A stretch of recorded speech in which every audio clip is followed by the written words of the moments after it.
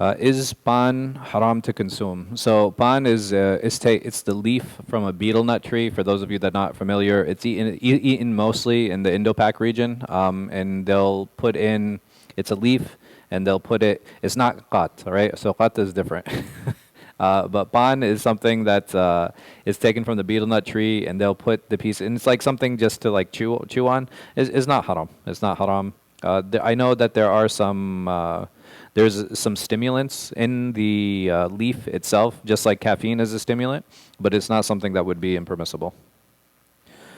There's a wedding event done in Indo-Pak culture and Desi culture where turmeric is applied on the bride and groom called mayu or ghai hulud. Is this haram to do?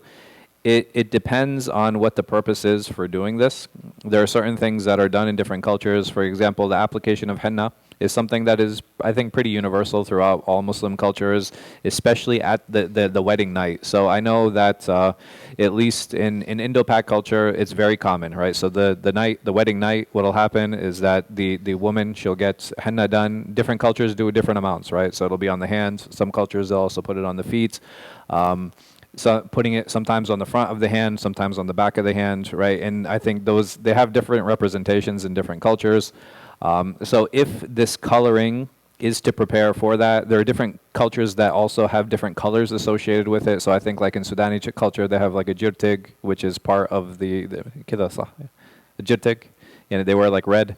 So there are different colors that they have that are associated with different functions. And there's nothing wrong with that. They're all cultural. So this turmeric, again, what is the purpose behind it? If it's just a coloring, just like henna is a coloring to indicate that she's the bride, then there's nothing that's wrong with it. If there's some other reason behind it that requires investigation, then that's something that we could talk about. But if it's just for that, then inshallah la bas. Assalamu alaikum, Shaykh. My question is about bovine gelatin in vitamin products. Is it haram? Can we consume them? So the issue with gelatin is where an individual stands on what happens when there's taghyir, right? So if there's like istihlak or if there's taghyir of something, if something changes chemically, does the ruling change on that particular item? I'll give an example. If you look at cat manure, for example, right? So like if a cat poops or a dog poops in the yard, the poop is... It's najis, right? It's najis.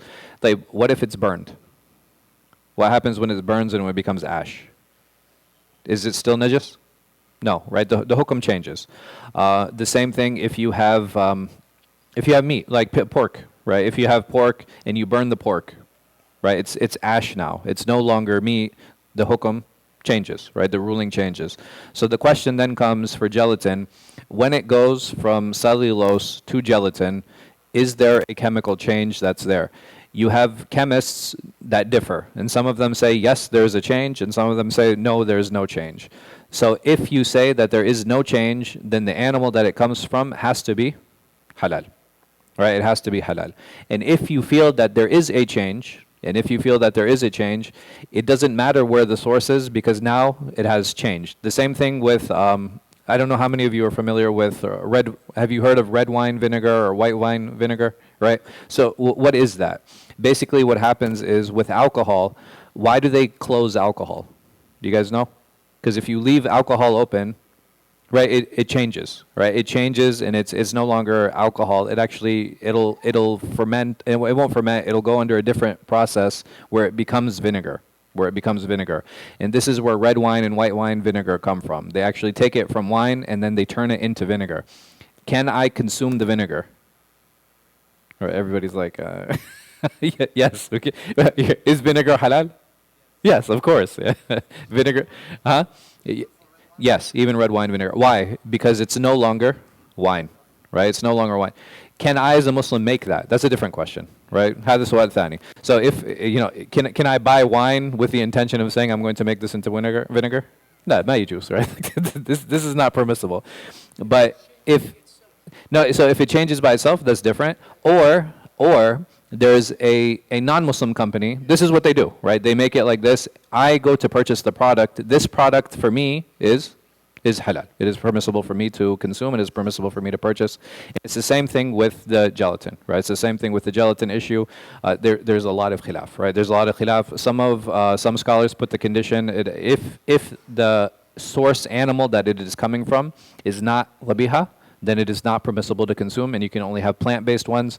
Some scholars, they say because it's used in vitamins and medicines, if it's coming from bovine, if it's coming from a cow, because the asl of the cow is that is halal. All right, we're allowed to eat cows. They say in that situation it's okay, but if it comes from a pig, they'll say it is not permissible. And some scholars will say because of the change.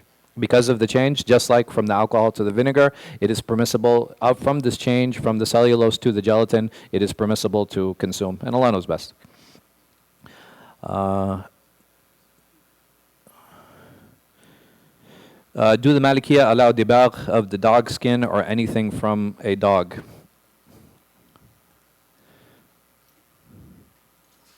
I don't know. Even they don't allow dibagh of pigskin, from what I remember. But lazim uraja. I'll have to go back to some of the Maliki books to find out. Why was Sheikh Ninawi invited when he clearly engages in and promotes extra Sufic practices? So over here, when we talk about individuals and what they engage in, the question is, all right, number one, here at Al-Hijrah, we are an institution. We are a Sunni institution. There's no doubt about that. And if there is someone who I disagree with in how they, in some certain positions that they have, the question then comes, is that person within those Sunni circles or not? Right? Is he still Sunni or not? And if he is still Sunni, and I'm not asking him to speak about those issues that I disagree with him, is that person still to be invited because of his knowledge and the benefit that he can bring? And this is a maslaha issue, right? This is an issue of where we determine what are the potential pros and cons of bringing such a person. And that is something that I have no problem discussing. You know, if anybody has an issue, it's like, well, you know, why did you invite this person? I've had people come to me, why did you invite this institution? Why did you invite this organization? I've had people ask me, well, why did you invite guidance? At the end of the day, as long as a person is falling within those Sunni boundaries, then that person is welcome to speak at Darul Hijrah on issues that we agree on. So when we invited Sheikh Ninawi, we asked him to speak about something that we all agree on. Yani, is there anybody here who doesn't love Ahlul Bayt? If you don't, please. there's the door. And that's what we asked him to speak on. We didn't ask him to speak about istighatha. We didn't ask him to speak about tawassul, right? Because those are issues that there is a valid khilaf in. And that's not something that needs to be, I don't feel needs to be explored at this time. Yeah. Mm-hmm. Mm-hmm. Ahsant, right? So this is a very good, why? Because that falls outside of those Sunni circles, right? So if anybody comes here and he speaks ill of Umar radiallahu an, or Abu Bakr, yeah, no, absolutely. That this is something that will not be tolerated, is something that would not be allowed. But again, as long as a person falls within those Sunni boundaries, then those are the people who will continue, inshallah, coming to Darul Hijrah, and Allah knows best. Wallahu a'lam wa sallallahu ala khayri khalqin, nabiyina Muhammad wa ala alihi wa sahbihi wa sallam.